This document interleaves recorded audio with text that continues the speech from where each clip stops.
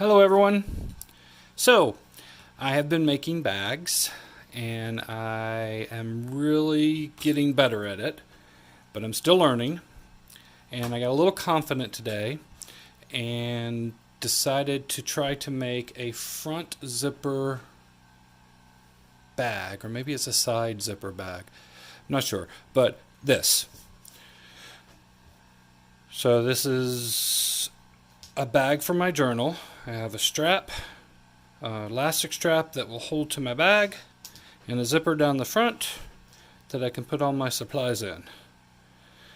So I thought I was lining it, but actually I was just putting two layers together. But it still works. Now I got to figure out how to actually line something and hide the seam. But we'll do that later. Anyway, I'm very excited that I got this to work.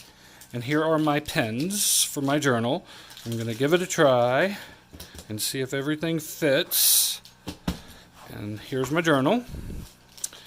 And it fits size-wise. Let's see if I can get it over. It works. Now I can carry my pens and such with my journal. There we go. Thank you, everyone. Bye.